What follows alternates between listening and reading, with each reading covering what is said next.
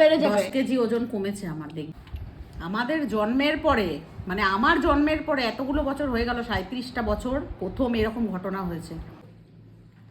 শুভ দুপুর সবাইকে।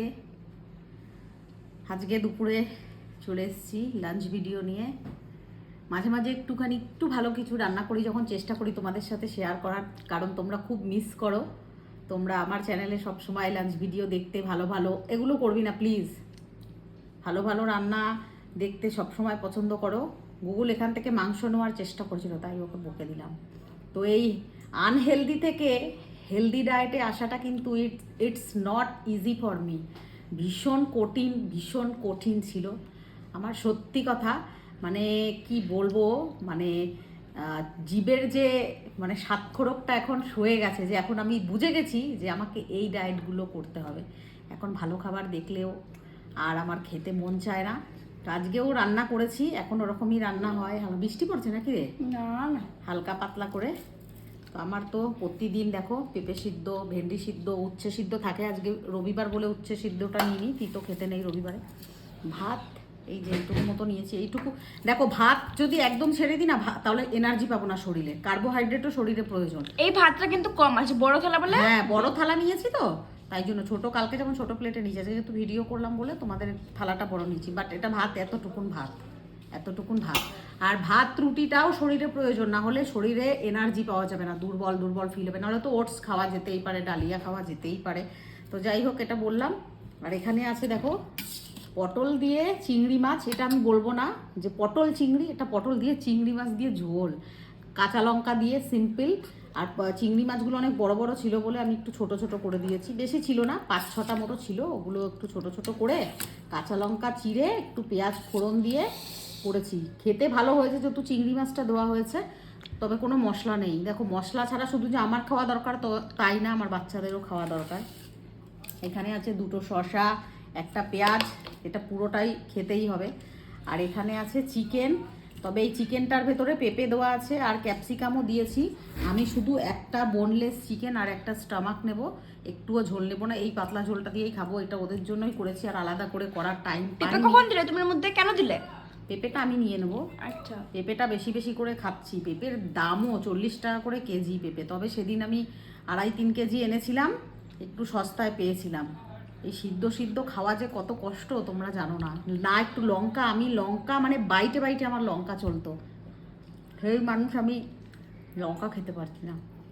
কাঁচা নুন খাওয়া চলবে না।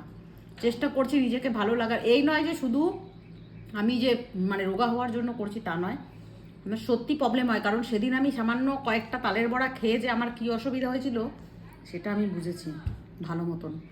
কারণ 15 দিন ধরো একদম ডায়েটের ভেতর ছিলাম, স্ট্রিক্ট ডায়েট যাকে বলে। কোনো অয়েলি ফুড কিছু খাইনি। তালের বড়াটা ডুবো তেলে, তালের বড়া, চিনি এইসব খেয়েছি, ব্যাস। গুগলকে দিতে হবে না, আমি তো কথা বলতে সোনাটাকে দিই নাই। পটলগুলো তুমি খেতে পারো। পটল তো আমি খাবোই, তুইও খাবি, আমি একা খাবো নাকি? হ্যাঁ, পটলটা না, একটু বাইরে গেছে, আসছে। ওই যে এইগুলো ঠিক না, কেন উঠিয়ে দিয়ে দিস রে? কারণ কি তোমার এটা খাওয়া উচিত। আমাদের খাওয়া উচিত না না, আমি তো সবজি খেয়েই পেট ভরাই। রাত্রেবেলায় ভাতটা খাই না। কালকে যেমন ছোলার স্যালাড খেয়েছি, আজকে অঙ্কুর বেরোতে দিয়েছি, আজকে ওই স্যালাডটা খাবো। অঙ্কুরটা কি জিনিস? আর যা চলছে এখনো, সত্যি কথা, এটা কোনো, দেখো এটা একটা ডেইলি ব্লগ, তো আমরা সমস্ত কিছু শেয়ার করি। এটা কোনো আমি ইটিং শো করছি না। সত্যি যদি বলতে হয় তাদের বলো, যারা একরাশ খাবার নিয়ে মানে বসে, সেটাই তাদের কন্টেন্ট, সেখানে বলতে পারো। আমরা তো ডেইলি ব্লগ করি, আমরাও লড়াই চালিয়ে যাচ্ছি। যেখানে মিছিল হয় যাই, আরও যেখানে হবে সেখানে যাব। আমরাও চাই যে এই আরজি করের ঘটনাটা যেন যত তাড়াতাড়ি সম্ভব এটার দোষীরা যেন শাস্তি পায়। সত্যি কথা, আমরা সবাই চাই। না হলে যে মেয়েরা কখনো যে নিজেদেরকে যে সেফ মনে করতে পারবে না। এই লড়াইটা যদি আমরা হেরে যাই না, দেশবাসী বা আমরা কলকাতাবাসী বা দেশেরই সবাইকে বলবো, শুধু কলকাতাবাসী নয়, কোনো অরাজনৈতিক কোনো কথা আমরা বলতে চাই না। এইসব নিয়ে যেতে চাই না। এই লড়াইটা সব মেয়েদের সেফ থাকতে হবে। সেই জন্য আমাদের লড়াই আমরা চালিয়ে যাচ্ছি। জানি না যদি 28 তারিখে বৃষ্টি না পড়ে, তাহলে আমাদের আসানসোলে যাওয়ার প্ল্যান আছে। আসানসোলে একটা মিছিল হবে 28 তারিখে। হাতির হবে ওটা, হাতিরটা নিয়ে। হ্যাঁ, ওইটাও ইনসিডেন্টটা যা হয়েছে কি বলবো, আর কিছু বলার নেই। একটার পর একটা মানে হয়েই যাচ্ছে, একটু খেতে পারলাম না, একটু লঙ্কা ছাড়া একটুখানি কাঁচা নুন নিতেই হলো। সে ব্ল্যাক সল্ট না কি বলে, ওই সল্টটা আমাকে আনতে হবে। ব্ল্যাক সল্ট মানে বিট নুন। খাওয়া যায় না ওটা? আমি কি করে জানবো? ডায়েটিশিয়ান করেছো তো ডায়েটিশিয়ানকে জিজ্ঞেস করবে। আমার মা আবার ডায়েটিশিয়ানকে করে, ডায়েটিশিয়ানের কোনো কথা শোনে না, না কোনো কথাই শোনে না। না গো, ভাব শুনিনি। না গো, শোনে না।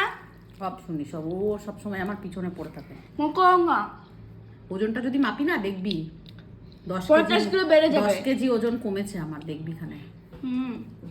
কমেছে কমেছে। গুগল কি তোকে লেগ পিস দেবো? না না, দাদার জন্য রেখে দিতে পারো।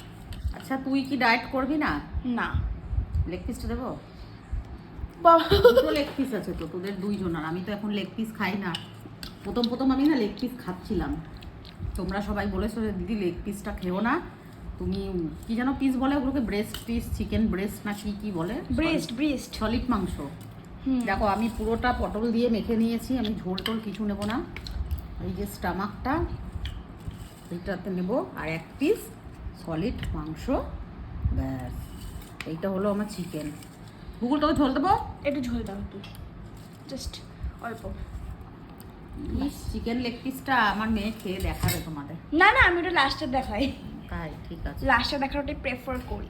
প্লিজ ভাবছি সত্যি, তাই ঝোল দিয়ে একটু জমিয়ে মাখবো, মেখে খাবো, সেই যে আমার মানে ফিল করি সত্যি। জীবন থেকে যেই মানুষটা খাওয়ার জন্য বাঁচতো, এই মানুষটার কাছ থেকে ভগবান খাবার কেড়ে নেয়। আমার মাঝে মধ্যে খাওয়ার জন্য বাঁচতে, এখন বাঁচার জন্য খাও। মাঝে মধ্যে কান্না পায় আমার। তুমি একটু স্টমাকটা খেয়ে দেখাও, তুমি তুমি স্টমাকটাও খেয়ে দেখাবো, কি পাতলা ঝোল।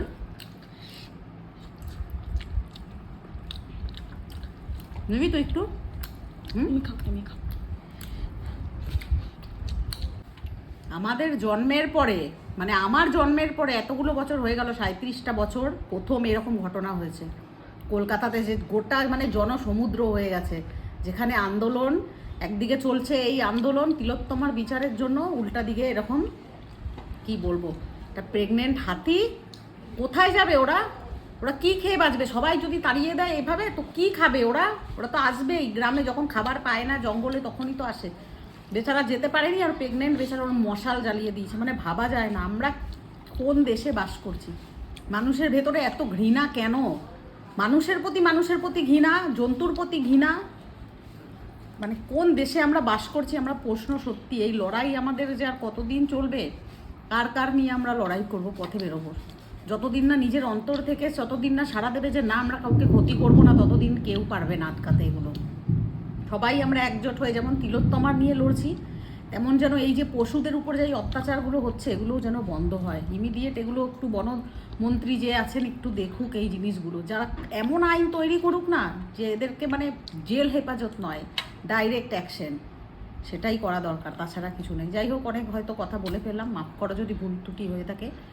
ভালো লাগলে লাইক কমেন্ট শেয়ার করে দিও।